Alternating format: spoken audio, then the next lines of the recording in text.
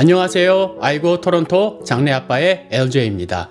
저는 캐나다 토론토에서 장내 지도사로 일을 하고 있고요. 여러분과 함께 이민의 삶 그리고 장내 지도사로서의 삶을 나누고 있습니다.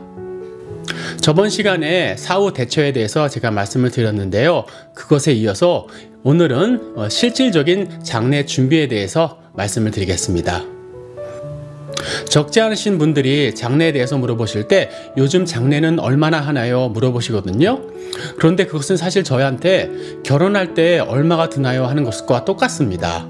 왜냐하면요, 여러 가지 옵션이 있고 선택 사항이 있기 때문에 무엇을 선택하느냐에 따라서 가격이 크게 달라지기 때문입니다. 어떤 가족들은 장례 상담 때 오셔서 우리 가족은 가장 간소하게 장례를 치르겠습니다 합니다. 그런데 막상 장례 준비를 하다 보면은 보통 정형화된 장례를 고르시는 경우가 대부분입니다. 그럼 지금부터 유가족에게 드리는 장례 옵션에 대해서 말씀드리겠습니다. 유가족이 오시면 우리가 가장 먼저 여쭤보는 게 매장장을 할 건지 화장장을 할 건지를 여쭤봅니다. 그래서 매장장을 고르시는 경우 다음과 같은 옵션을 드립니다. 먼저 묘지 구입 유무를 여쭤봅니다. 그리고 묘지를 아직 구입 못하셨을 경우에는 주위에 있는 묘지를 추천해 드립니다. 장의사에 오셔서 묘지를 물어보는 게 더 맞는 게 장의사는 여러 묘지의 정보를 알고 있기 때문에 가장 알맞은 묘지를 추천해 드릴 수가 있습니다. 그 다음 드리는 것은 장례 옵션입니다. 매장장을 위한 장례 옵션은 크게 4가지가 있는데요. 첫 번째는 곧바로 매장입니다. 곧바로 매장이라는 것은요, 장의사가 병원 아니면 돌아가신 곳에 가서 시신을 모셔오고 곧바로 입관을 시킨 다음에 유가족의 참관이 없이 저희가 직접 묘지에 가서 하관을 시켜드리는 겁니다. 두 번째는 묘지에서 예식 후 하관을 하는 건데요. 그거는 유가족과 함께 묘지에서 만나서 그걸 영어로 graveside service라고 합니다. 그래서 유가족과 만나서 가끔은 목회자와 동참을 하고 하관 예식을 한 다음에 하관을 하는 방식입니다. 그 다음은 장의사에서 예식 후 묘지에 가서 하관을 하는 방식입니다. 그걸 same day service라고 하거든요. 그러니까 모든 것을 하루에 다 하는 과정인데요. 장의사에 먼저 오셔서 약간의 시간을 가지신 후 예식을 한 다음에 우리가 장례 행렬로 묘지에 가서 하관 예식 후 모든 과정을 마치는 그런 옵션입니다. 그리고 마지막으로 그리고 가장 많이 하는 옵션인데요. 이 방법은요, 하루 조객 방문을 하고 그 다음 날 또 가족이 다시 오셔서 장의사나 또 아니면 교회에서 성당에서 장례 예식을 한 다음 바로 묘지에 가서 하관 예식을 하는 겁니다. 말씀드렸지만 장례 예식은 장의사에서도 하실 수 있고 아니면 종교시설에도 가능합니다. 그리고 하관은요, 가족이 안 가는 경우도 있으니까 제가 꼭 여쭤봅니다. 하관 예식에 같이 가시겠습니까? 아니면 저희가 알아서 하관을 할 거예요? 라고 유가족에게 여쭤보고 그 결정하는 거에 따라서 하관을 합니다.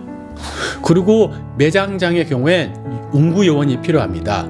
보통 가족에게 어레인지를 하라고 부탁을 드리는데 가족이 사람이 없으면은요, 저희 장의사에서 어레인지를 해드리는데 그 경우에 한 사람당 비용이 듭니다. 왜냐하면 장의사에서 우리 직원이 직접 가서 하는 게 아니라 저희도 사람을 고용해서 운구요원으로 쓰기 때문에 비용이 들게 됩니다.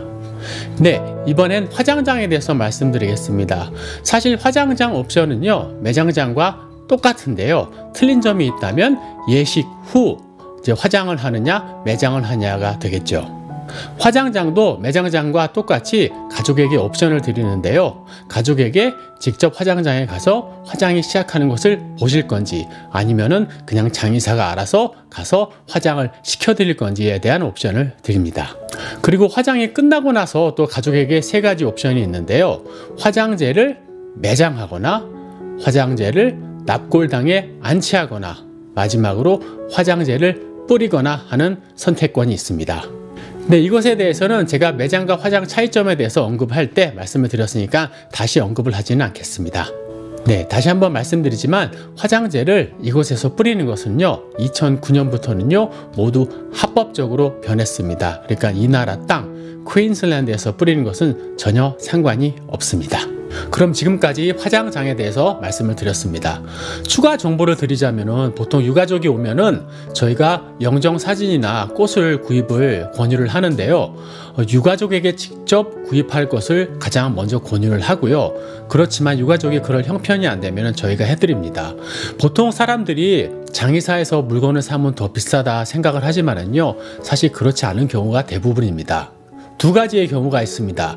만약에 장의사가 꽃 회사나 영정사진 회사와 딜을 해서 유가족에게 그것을 판다면은 그것은 비쌀 경우가 대부분이고, 그런데 장의사가 유가족에게 이 A 회사가 있고 B 회사가 있는데 저희가 대신 전화를 해드리겠습니다 할 경우에는 장의사가 커미션을 받는 게 아닙니다.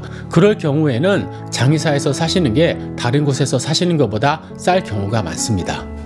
그리고 마지막으로 목회자 사례비에 대해서 말씀을 드리겠습니다.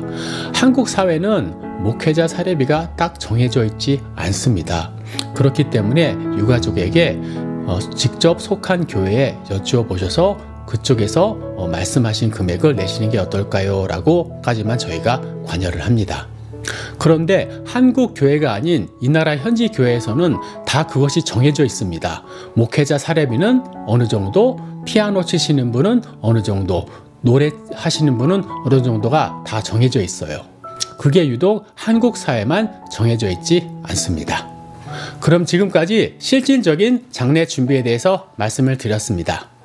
그럼 오늘도 두 가지 질문을 받고 답하는 시간을 갖도록 하겠습니다. 첫 번째 질문 받겠습니다. 미리 묘지 행사를 통해 묘지를 사놓으신 분들이 많은데요. 시간이 지나 장례를 치르게 될 때 꼭 그 묘지 행사를 통해 장례를 의뢰해야 되는지 궁금합니다. 네, 질문 감사합니다. 제가 묘지에 대해서 얘기를 할 때 잠깐 언급을 했었습니다. 이 온타리오에는 묘지 겸 장의사가 몇몇 군데가 있는 게 맞습니다.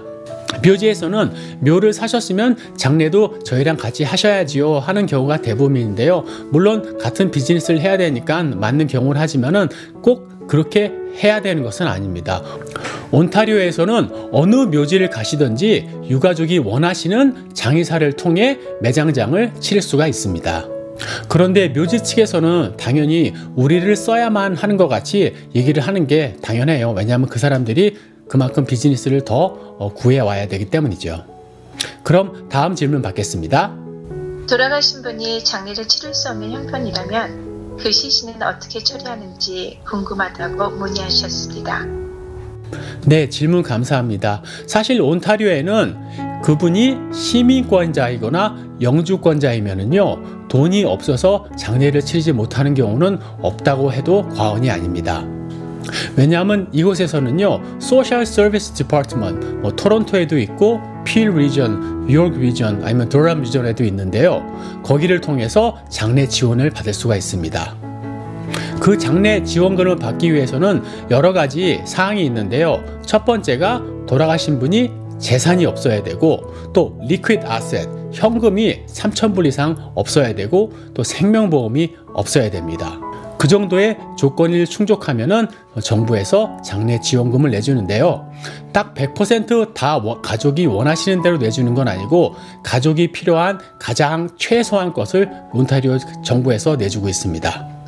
그래서 매장장을 원하실 경우에 묘지까지, 그리고 묘지 매장 비용까지, 화장장을 원하시는 경우에는 화장 비용까지 다 온타리오 정부에서 지원을 합니다. 그리고 가끔가다 무연고자가 돌아가시는 경우가 꽤 있습니다. 여기서도요. 그럴 경우에는 온타리오 정부에서 알아서 무연고자를 장례를 치러드리는데, 한 가지, 무연고자일 경우에는 절대 화장장을 하지 못하게 되어 있습니다. 왜냐하면 나중에 가족이 와서 우리는 화장장을 하는 문화가 아닌데 왜 화장을 했습니까? 라고 할 수가 있거든요. 그렇기 때문에 그것을 예방하기 위해서 무연고자는 100% 매장장만을 하고 있습니다. 네, 그럼 오늘 순서는 여기까지고요. 다음 순서는 한국에는 상조 회사가 있는 걸로 알고 있습니다. 그런데 혹시 온타리오에도 상조 회사가 있는지, 아니면 어떤 방식으로 장례를 미리 준비하는지에 대해서 말씀을 드리도록 하겠습니다. 그럼 구독, 좋아요, 알람 설정 해주시고요. 지금까지 아이고 토론토 장례 아빠 LJ였습니다. 안녕.